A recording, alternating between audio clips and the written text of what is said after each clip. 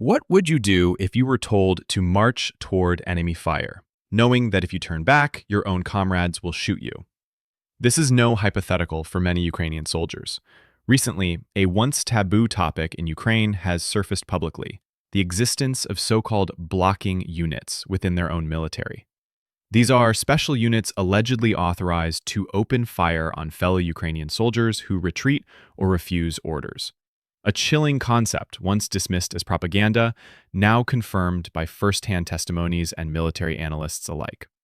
So why is Ukraine deploying such extreme measures? What does it reveal about the morale, structure, and command of its armed forces?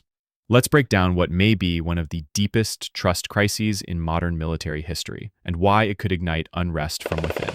Analytical. These blocking units, barrier troops, are now no longer a rumor.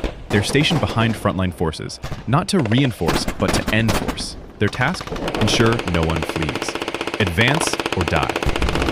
Questioning. Isn't this a violation of every humanitarian principle in warfare?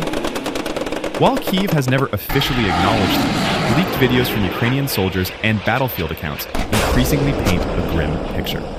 These squads appear to include members of the regular army, SBU security forces, and even the National Guard, deployed based on regional needs. Neutral. The justification? Ukraine is rapidly depleting its reserve forces.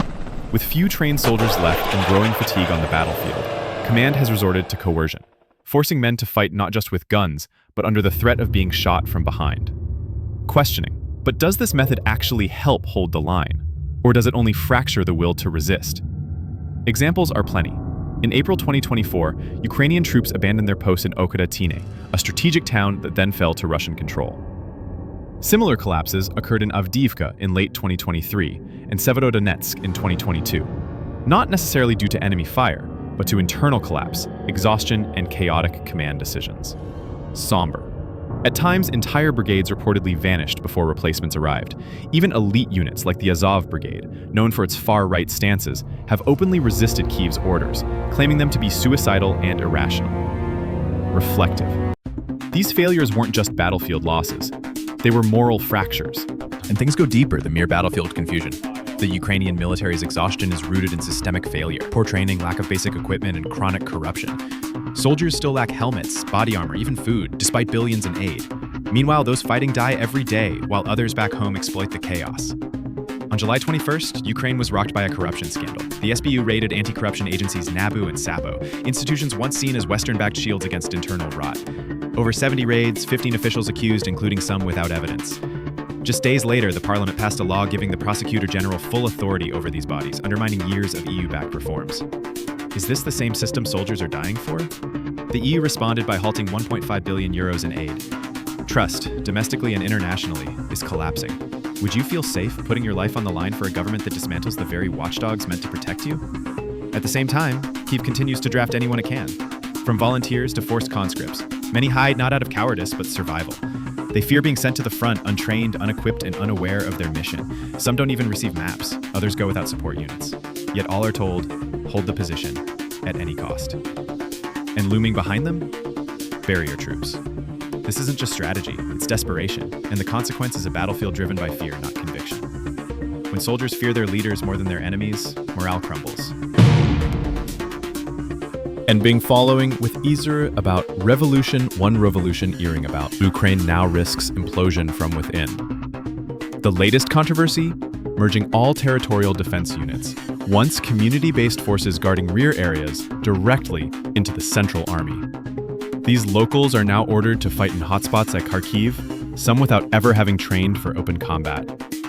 These echoes something that needed of this relationships. What happens when you take away the last safe alternative to avoid the front lines? These changes strip civilians of their final refuge, forcing even those willing to serve into death traps. Russian intelligence warns that such moves could spark mutiny, especially in regions where local governments long resisted central overreach. In 2022, Ukraine's territorial defense forces were decentralized and community-rooted. By 2025, Kyiv began dissolving them, turning them into mechanized or assault brigades to plug manpower gaps. This isn't reform, it's conscription by disguise. President Zelensky has backed these efforts, not because he doesn't see the risk, but because he fears the alternative: no more troops. But the backlash is growing. Recent anti-draft protests mark the biggest civil unrest since the war began. Citizens, veterans, and even local leaders are rising, not just against war, but against how the war is run. So let me ask you, when your leaders silence accountability, weaponize fear, and send untrained men to die, who is the enemy? This is more than a battlefield crisis. It's a spiritual one, a collapse of trust between people and power, between command and conscience. A soldier can endure hunger, cold, and even fear, but what he cannot survive is betrayal. What do you think? Should nations under siege ever resort to such extreme internal force? Should loyalty be earned or enforced with a gun? Let us know in the comments below, and if you found this analysis valuable, don't forget to like, share, and subscribe. History is not just written by the victors. It's shaped by those who dare to question.